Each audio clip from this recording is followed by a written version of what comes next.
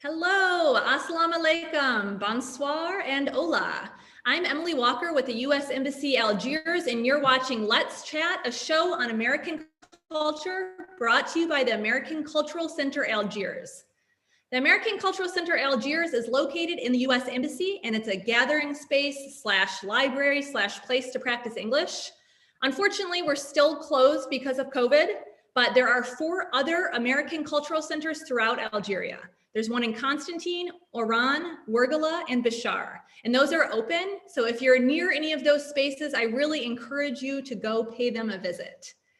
So happy National Hispanic Heritage Month. In the United States, September 15th through October 15th is National Hispanic Heritage Month, which is a time to celebrate the histories, cultures, and contributions of American citizens whose ancestors came from Spain, Mexico, the Caribbean, and Central and South America.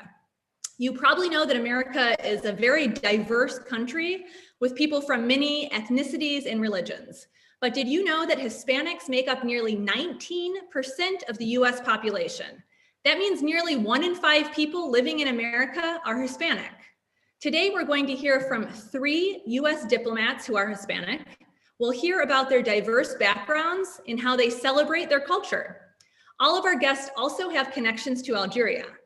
So we have Rosalyn Ramos from the U.S. Embassy Algiers. Hi, Rosalyn.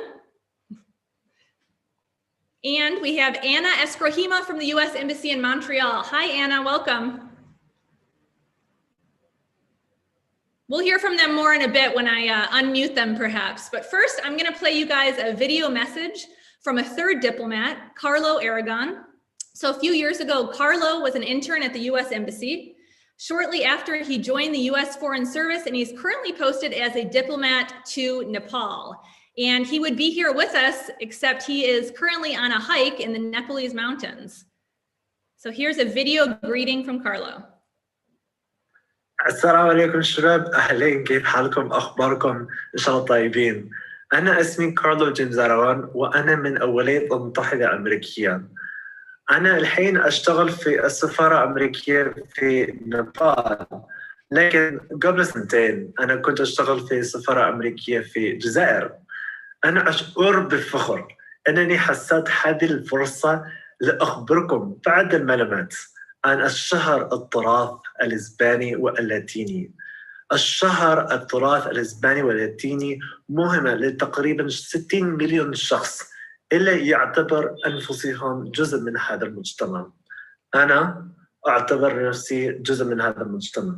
أصولي إسباني، فلبيني، ومن السكان الأصليين في أمريكا، وأنا أحتفل بهذا الشهر علشان أنا أشعر بالفخر بأصولي، وهذا الشهر أذكر ثقافتنا، لغتنا، أكلنا، وكيف نحن كيف مجتمعنا يلعب دور كبير في أمريكا.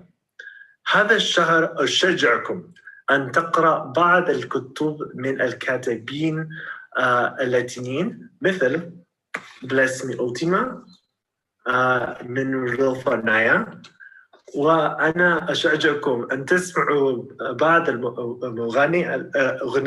أغاني من مغنيين مثلا سيليا كروز، وأنا أشجعكم لترقص رقص الصلصة والباتشاتا أو ميرينجي. شكرا لوقتكم، والسعيد شهر التراث اللاتيني والإسباني. يلا مع السلامة، أديوس. Nice to see Carlos virtually there. So now I'll introduce you to my 2 guests who are actually here live with us right now. So it's my pleasure to introduce you to Rosalyn Ramos, who's the chief of the political economic section at the U.S. Embassy Algiers. Her overseas tours have included Jordan, Abu Dhabi, Ecuador, and Mexico City. Prior to joining the diplomatic corps, she was a civil litigation attorney in Baltimore. Welcome, Rosalyn. Hi, Emily. Hi, Anna. It's great to be here. Thank you for having us here with you today. Assalamu alaikum. اسمي روزلين راموس. أنا مديرة المكتب للشؤون السياسية والاقتصادية. لكن سأتكلم باللغة الإنجليزية لأن أحسن لي وبعدين ممكن بحاول باللغة العربية. So yeah, happy to be here today. Rosalyn Ramos. Sorry to interject. I'm just going to introduce our guest to Anna also.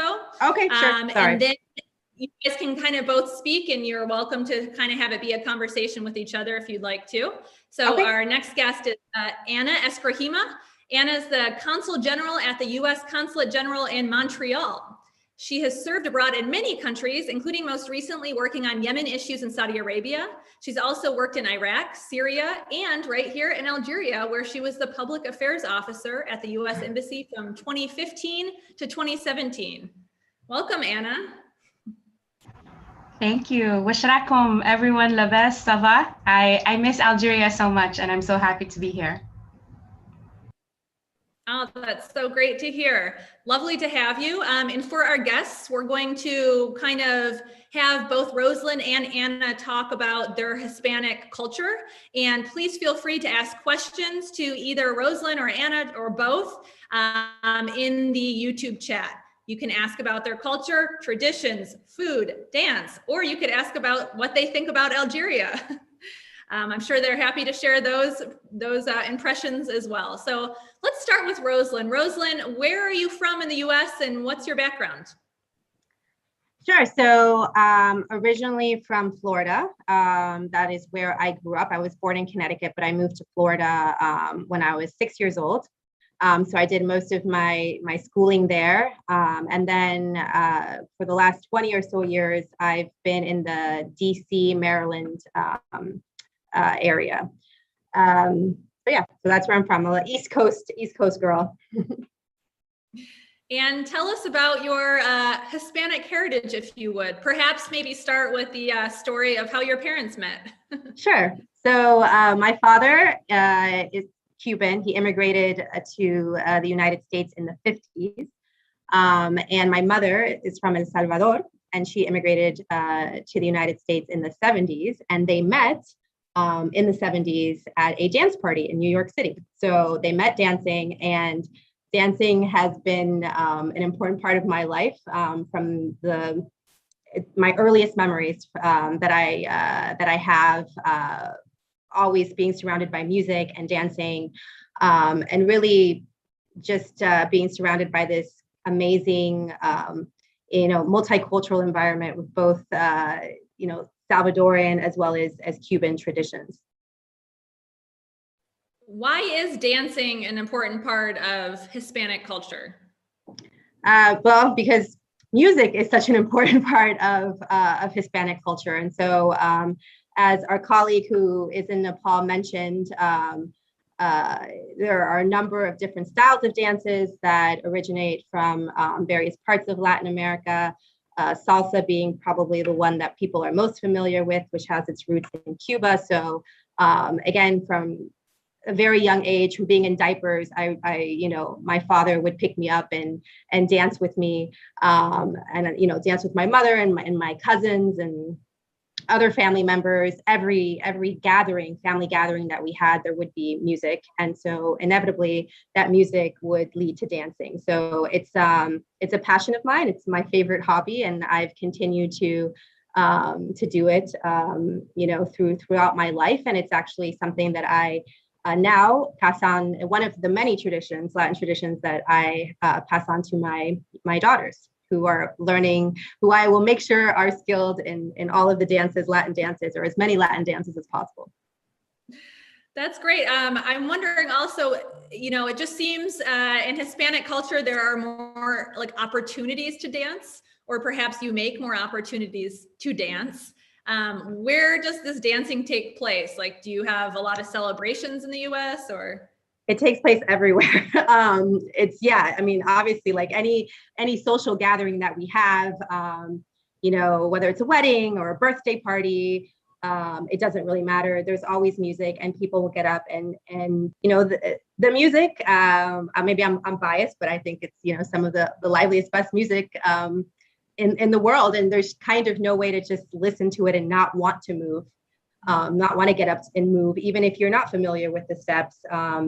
or the dances themselves, but the music itself just motivates you to get up and move. So, yeah, I think obviously, I mean, in the United States, you'll find Latin dancers everywhere. I mean, they don't have to have any Latin roots, but you know, at different sort of, you know, clubs or you know, out, you know, restaurants, etc., where they play music, you'll see people get up oftentimes and dance. So I think there are certainly a lot of opportunities to dance whenever you hear the music. I think that's your opportunity to dance, whether it's in your home, in your kitchen, in your bedroom, whatever. Like, you hear the music and you dance. Whenever you hear the music, you dance. That's good. Mm-hmm. Good life advice. Anna, if we go over to you and hear a bit about your background and where you come from in the U.S. Sure. I was just going to say, to the point of dancing, what's really cool, I think, about Latino culture is that it spans across generations. So like, I get just as excited about hearing songs that my parents danced to, you know, when they met as students, and they're shocked. They're like, "You like this song?" You know, and I'm like, "Yeah." So it's just cool that it's something that we kind of absorb as kids and then build on it and develop our own taste. But there is this sense of tradition of classics that we all enjoy. So similar to Rosalyn, my parents met in New York City. They met in Lehman College in the Bronx. They both immigrated in the 60s, but have very different stories. My dad was fleeing political violence in the Dominican Republic, and my mom immigrated with her parents, with her family, with her many siblings, to Queens. Whereas my dad was on his own and bounced around a lot in different places in New York City. But they met in school. And then, you know, married, and then sort of the rest is history. They did come from different regions in the same country, you know, and of course, within countries, there are different regional traditions and accents, just like in Algeria. And when I was thinking about kind of what to share for this event, it really struck me that one of the things I enjoyed the most about Algeria was seeing how similar Algerian culture was to Latino culture.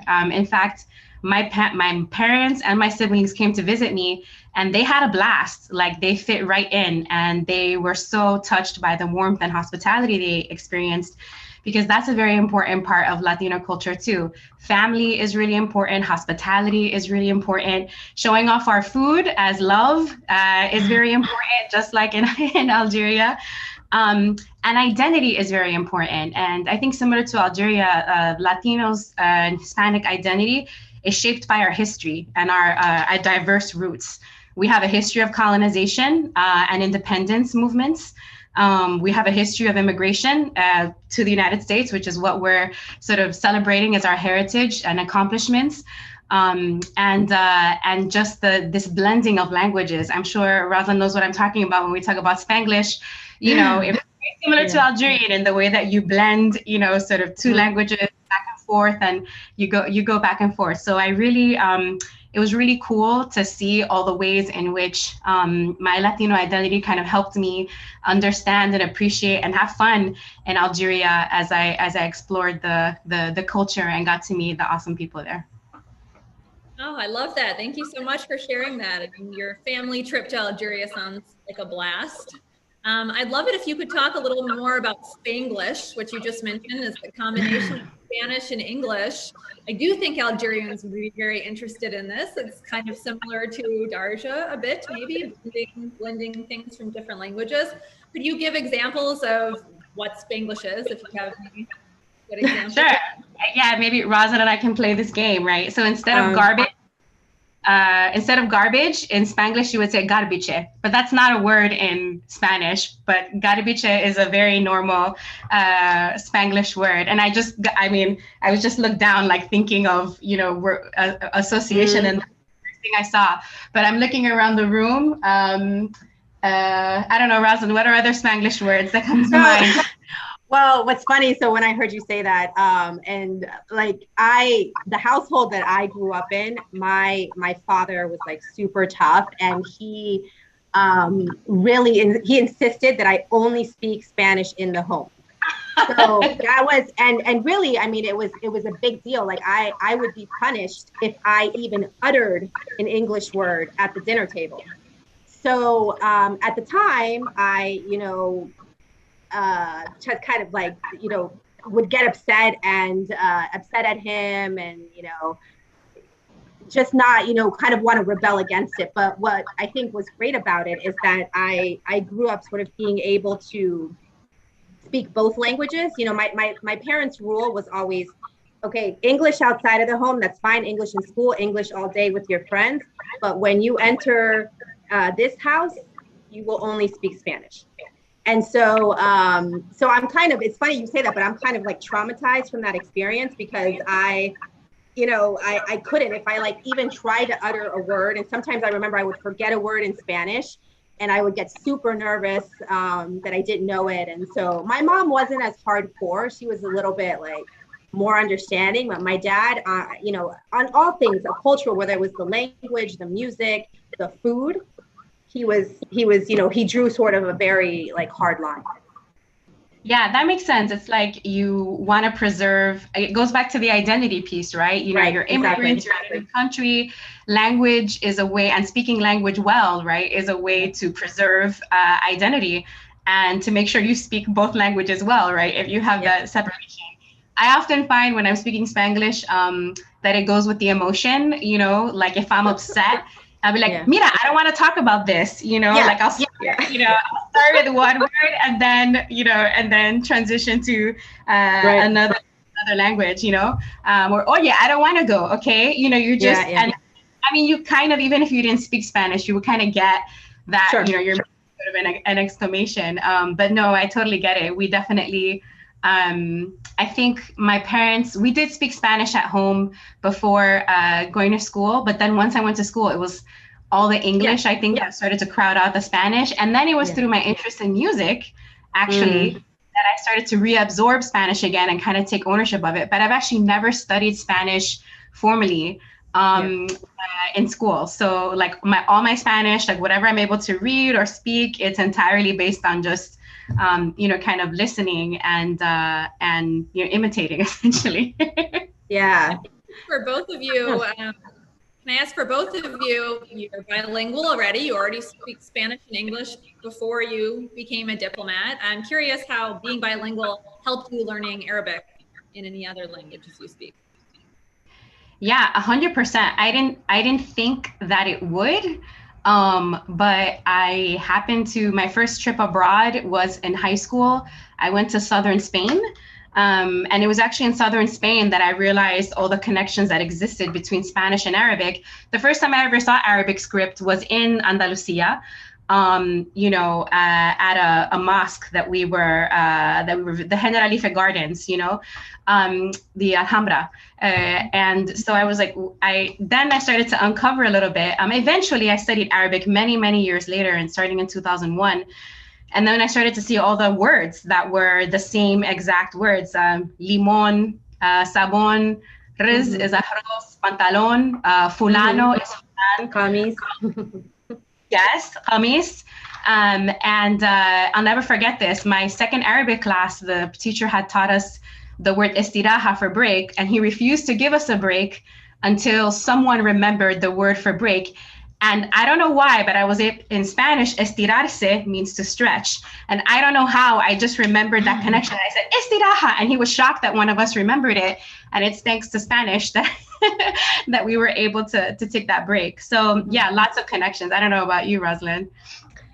I think for me, it certainly helped with pronunciation, for example, because Arabic, has the ra, and so does Spanish. And that's sometimes a difficult sound for students of Arabic to make. And so I think I agree. I mean, a lot of sort of similarity, roots of words, and the Arab influence in Andalusia, as you said, is very strong, and it makes its way even into the music, right? And if you just listening to flamenco, for example, and how that has influenced other rhythms in music throughout Latin America. So I think that, there are definitely very strong connections there, linguistically, and as you mentioned, Anna, as well, certainly culturally with regard to family ties, the importance of food and, gathering, etc. So, yeah. Well, let's talk about food a little bit if we can.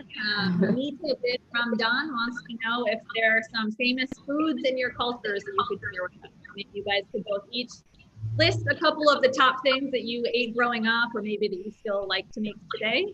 Rosalyn?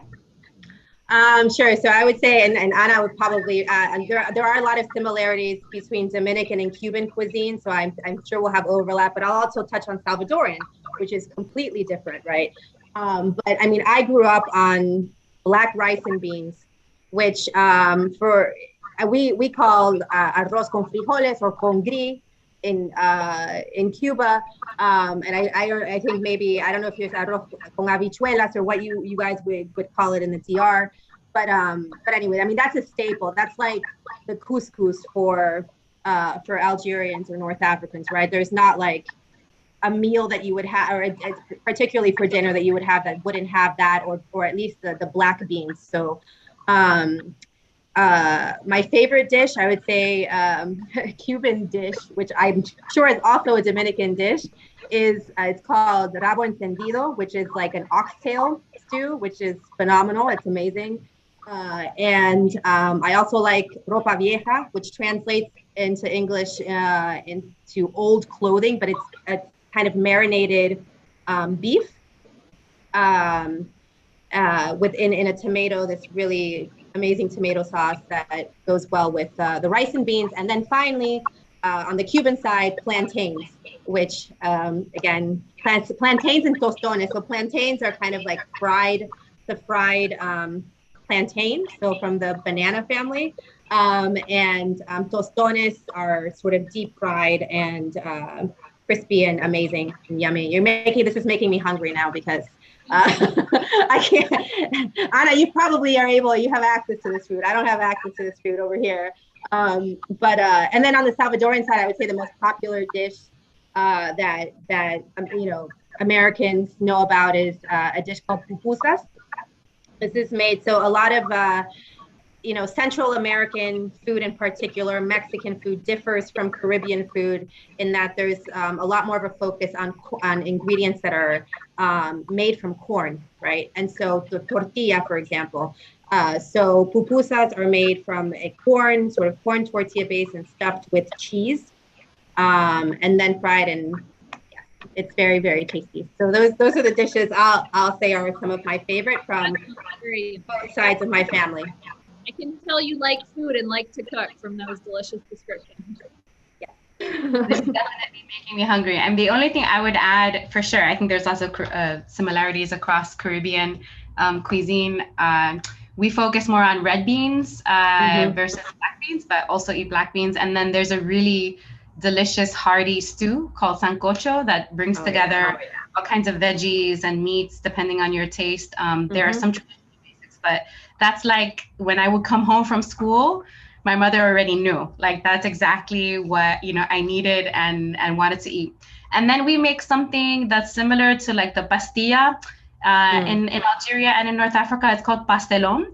So it brings together like the sweet and savory tastes of a pastilla. So, but using plantain, which is like the staple vegetable, it's kind of like a lasagna. Like you have a layer of plantain and then a layer of savory ground beef that also has like raisins and cinnamon, and then a layer of plantain underneath. And then if you want to get creative, some people throw like sprinkled cheese on top of it, and it's extremely delicious. What's the bread that puts it together? Is it like a phyllo dough or like an empanada dough? The plantain, what's amazing about plantain, and Dominicans can go on about plantains like all day, like the plantain, the fibers of it turn into kind of like the dough, and it's able to keep it all together actually pretty well. That sounds delicious. And it is dinner time in Algiers. I think it's a bit earlier where you are in Canada. So we had a question from Mali Malu, who's curious to know how both of you became diplomats and what that career path was like. If you wouldn't mind speaking about that. Rosalyn? Sure. So I joined the Foreign Service in 2009. It was a career that I honestly had been interested in since I was in high school, and participated in a model UN program that we had. And so I just thought, wow, I mean, what an amazing job to be able to represent, the United States across the world, and, get to travel, live in different places, learn different languages, learn about different cultures. So it was something that I was attracted to, honestly, from a pretty young age. And I went to college and majored in international affairs.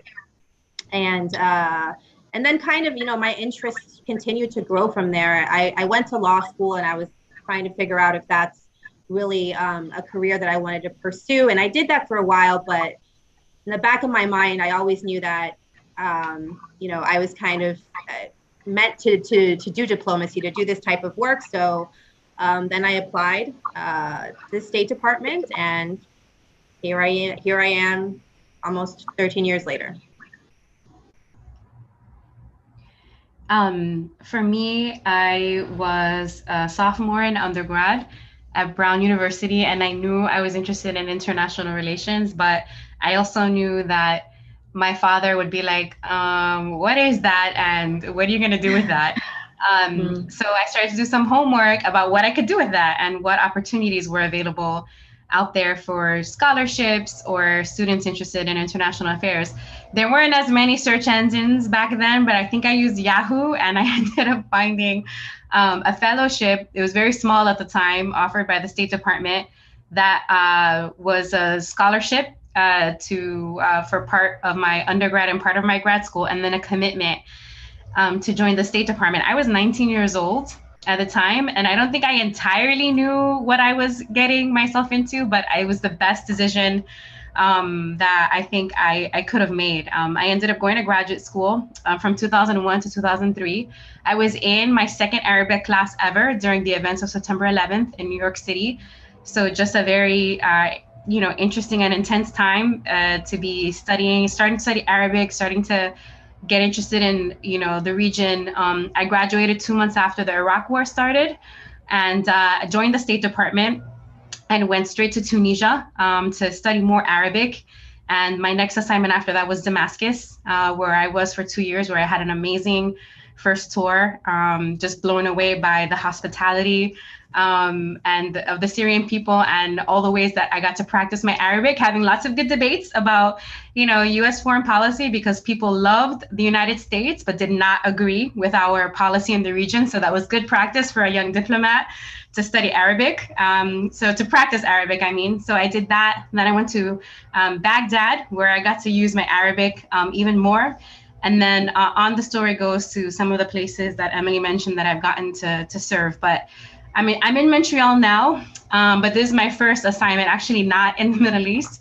But what's funny is that Montreal is such an international city. In fact, it has the second largest Algerian diaspora community outside France. So if I'm craving harissa, if I'm craving choua, or matloua or anything like that, we know exactly where to go find it. So that's pretty awesome. In addition to, there's a Latino community here, a Haitian community here, all of the different, I think, communities are represented, which is a really cool way that I get to bring all of my different identities to the table in representing the United States as a diplomat here.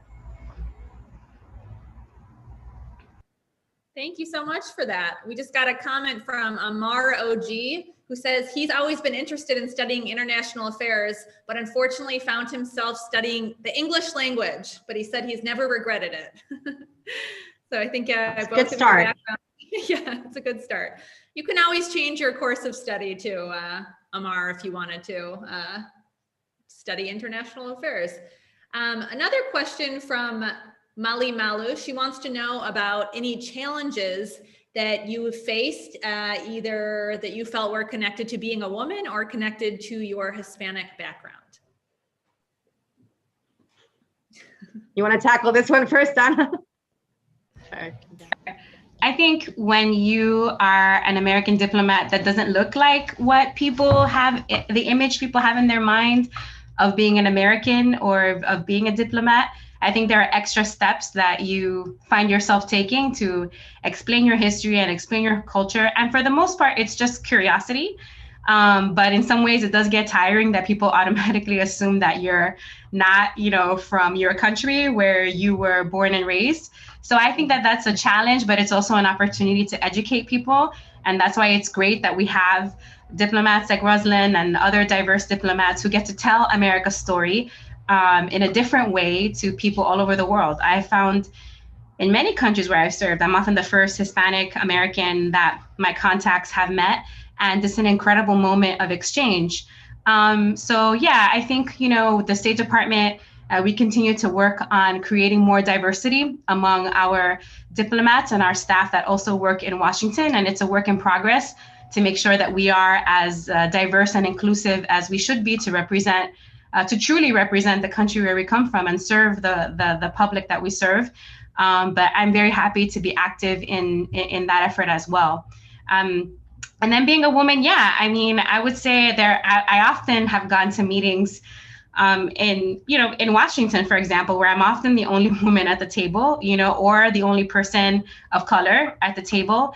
And I think that, especially over the past year and a half, we've been able to have lots of interesting and candid conversations about why that's the case. But when I am mentoring, or talking to the next generation of diplomats coming up, I think that's why it's all the more important to know why you're there, to know your briefing material, to be prepared to answer any questions, and be prepared with your ways to respond if someone interrupts you or, you feel uncomfortable for any reason, because there's a reason why you're there, And so I think it's just important for all women or people who come from different backgrounds that are not necessarily represented at the table to remember that your presence is important and that you have something important to say.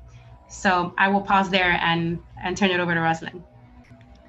Yeah, I mean, Anna, I echo absolutely everything that you said, and would have used the same examples that you noted about the challenges that minorities, as whether it's Hispanics, African Americans, Asians, and certainly as a woman face in the workplace generally. So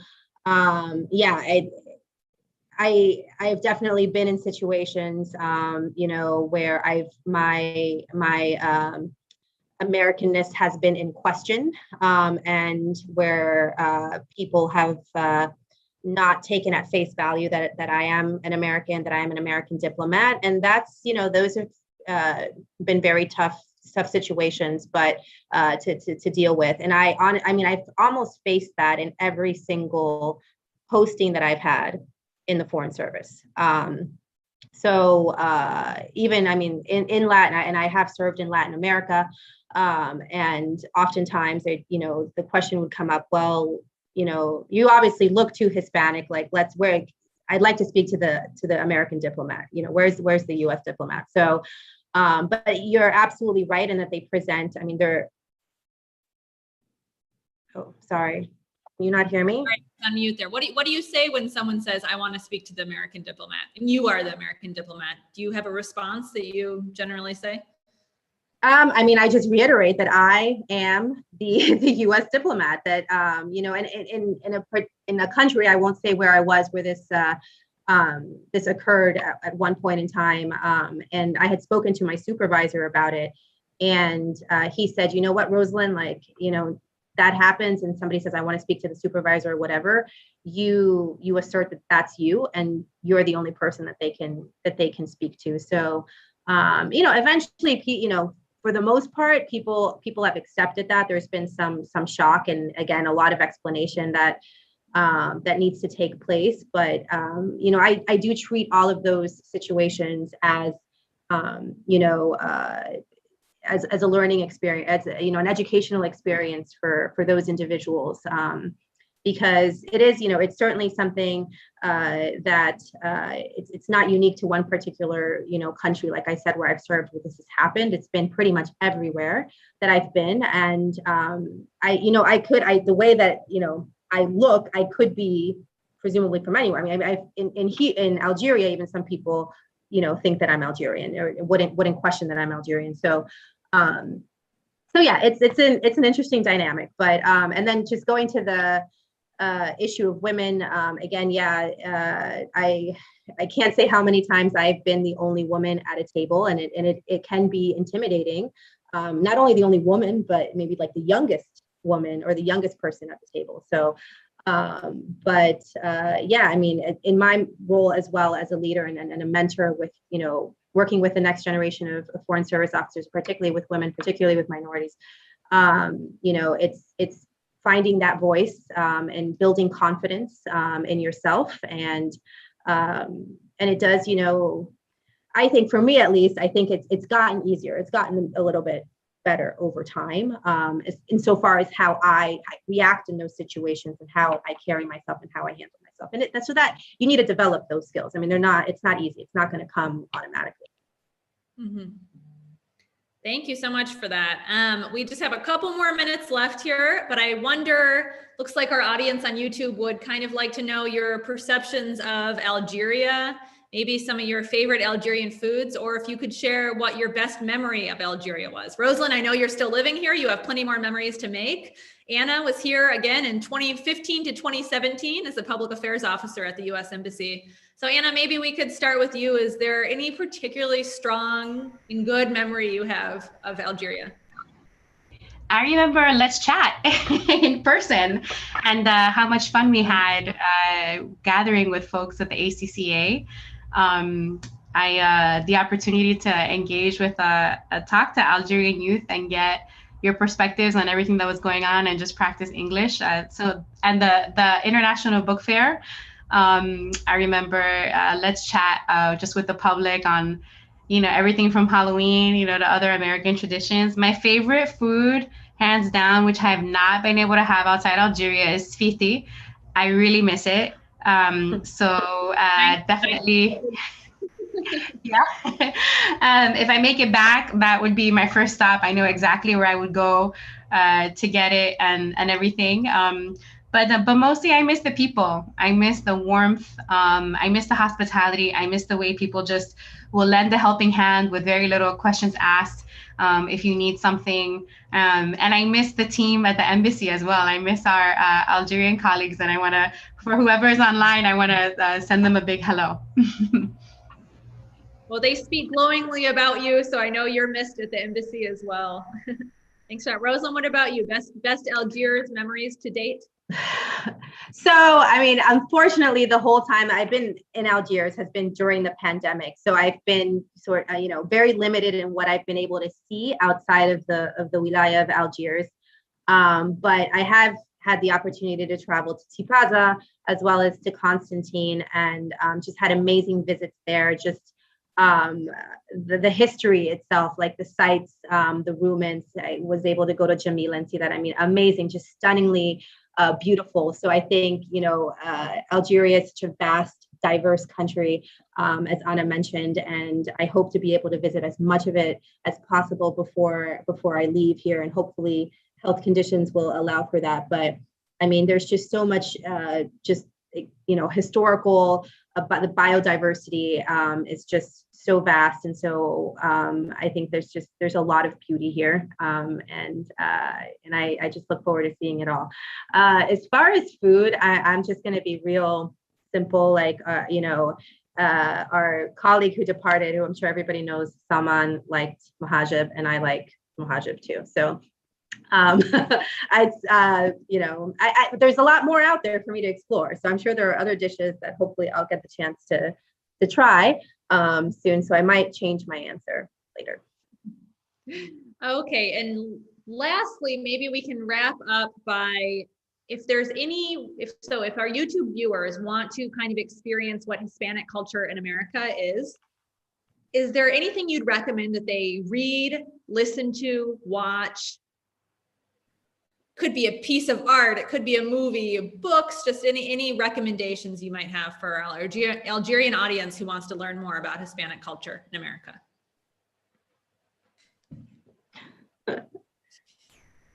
I would recommend the movie In the Heights. Okay. That I think is a fun musical, but yes. A nice representation through song and dance of the Latino community in the States. It's a snapshot. We're geographically diverse, and I want to say that, you have Los Angeles, Texas, you have Latinos who immigrated, but you have Latinos who were, people who were in Mexico, and then the next day, Mexico became the United States, and they are the indigenous people, who were on the land already, so we're very diverse, come from generations and generations. But for the culture that I am familiar with and grew up in, and also for just really amazing music, I'm a huge Lin-Manuel Miranda fan. I highly recommend In the Heights. And then it just happened to be on my desk because we were going to do an event with her for Hispanic Heritage Month. And my favorite author is Julia Alvarez. And this is my favorite book. It's called How the Garcia Girls Lost Their Accents. And it's the story of 4 sisters, her and her 4 sisters immigrating to the States, and sort of the experience of learning English and, all the funny things that happen to immigrants when they get to a country and have like no idea what's going on and they're just trying to make it work. So those were my 2 recommendations. Oh man, okay. I would absolutely second In the Heights. I actually just saw it recently, and yeah, I mean it's focused on the Dominican community, but I think it reminded me. I don't know if people are familiar with like the West Side Story as another musical, right? Which is looks more at like the Puerto Rican community in New York. But anyway, I would second that, and I can't off the top of my head think of another movie right now. But I mean, for familiarity with Latin culture, I mean, I would start with the music because, like I said, it's such an important part of all of our lives, and just familiarizing themselves with sort of the wide variety that's out there. It's a great way to, as Ana mentioned, to sort of like learn, pick up Spanish, and I think because of the variety of the roots, whether it's hip hop, like African beats, etc. I think there's something there for everybody, and it's just so rich. So I guess there is a lot of like Dominican cultural things, and that's not my background, but thinking of when you mentioned book, the other book, The Brief Wondrous Life of Oscar Wilde by Junot Diaz, which is also a novel about a Dominican's experience in under the dictatorship in the DR. But that book came to mind right now. But I think, yeah, so start with the music. As far as my favorite sort of musical artist, Celia Cruz, who is the La Reina de la Salsa, the Queen of Salsa. So just amazing music to listen to. Mark Anthony, who's Puerto Rican. I'm sure a lot of people are familiar with his music. His name has already come up in the YouTube chat, so yes, I think so. People are familiar with that, and he actually, the song that he did, Vivir la Vida, C'est la Vie, which was Chef Khaled's song. And I know from my interaction with Algerians here that they do like Latin music. So I think those are 2 artists that I would suggest that people look into and listen to their music. Great. Well, thank you so much. I think that it is time for us to wrap up, but truly, thank you so much to our guests, Rosalyn Ramos of the U.S. Embassy Algiers and Ana Escrojima of the U.S. Consulate in Montreal. It was a pleasure to speak with both of you. Thank you so much for sharing your culture and your great stories and food stories and book recommendations and more with our Algerian audience. For those of you watching on YouTube, be sure to hit subscribe on our YouTube channel so you won't miss chats like this. We do them most Wednesdays at 6 p.m. Thanks so much, everyone, for tuning in. Thanks to our guests. Have a great night. Thank you. Gracias. Thanks, everyone. Gracias. Buenas noches.